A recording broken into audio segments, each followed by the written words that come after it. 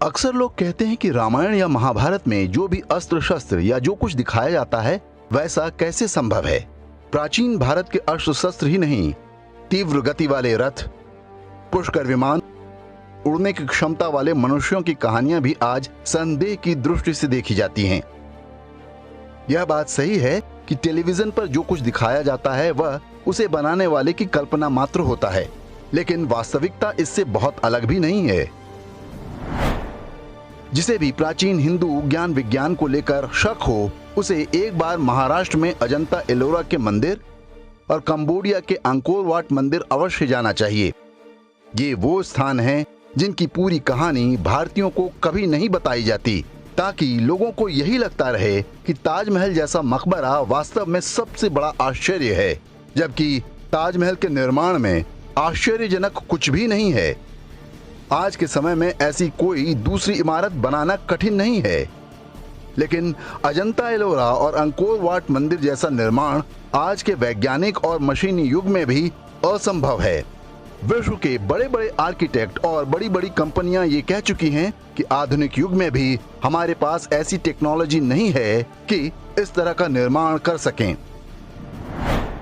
अजंता एलोरा के मंदिरों को एक विशाल पहाड़ के ऊपर काटकर नीचे की तरफ बनाया गया है।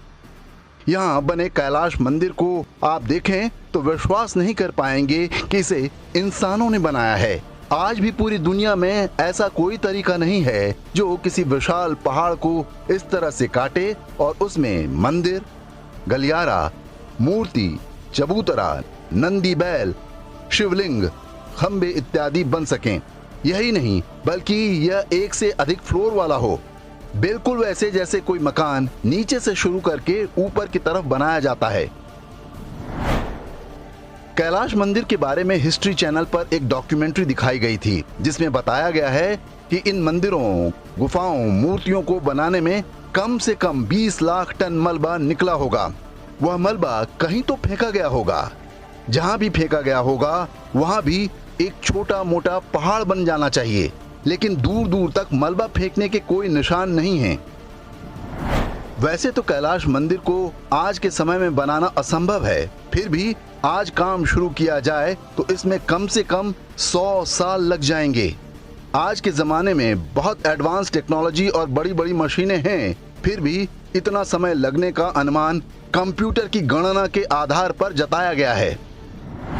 तो यदि अजंता एलोरा के मंदिर पारंपरिक तरीके से बने होंगे तो उस जमाने में इसे बनने में कम से कम 5000 साल लगे होंगे, जो संभव नहीं है। अमेरिकी वैज्ञानिकों का अनुमान है कि जैसे आज के जमाने में प्लाज्मा कटर होता है, इस मंदिर को बनाने में ऐसे ही किसी यंत्र का प्रयोग किया गया होगा।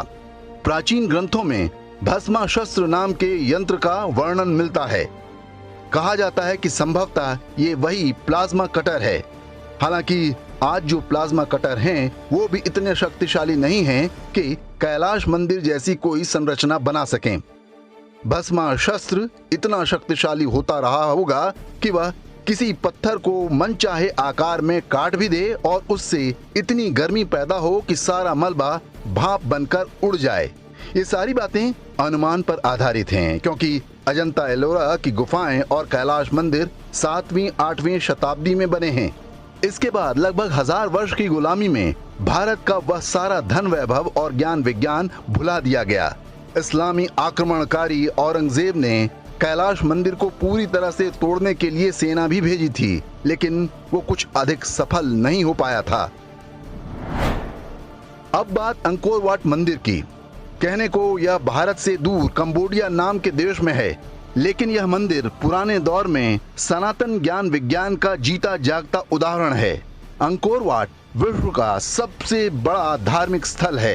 ये भगवान विष्णु का मंदिर है, जिसे 12वीं शताब्दी में बनाया गया था।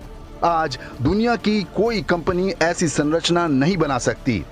मीकोंग नदी के विशाल दलदल को पाटकर विशाल चबूतरा बनाया गया, और जिन पत्थरों से यह मंदिर बनाया गया वे वहां से 1500 किलोमीटर दूर चीन में मिलते हैं।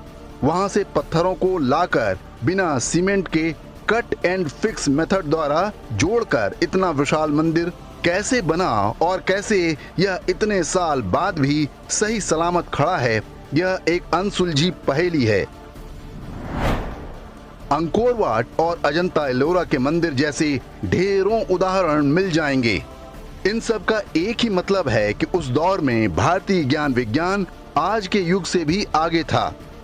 पहले इस्लामी और फिर ईसाई आक्रमणों से जूझते जूझते हमने वह सारा ज्ञान विस्मृत कर दिया।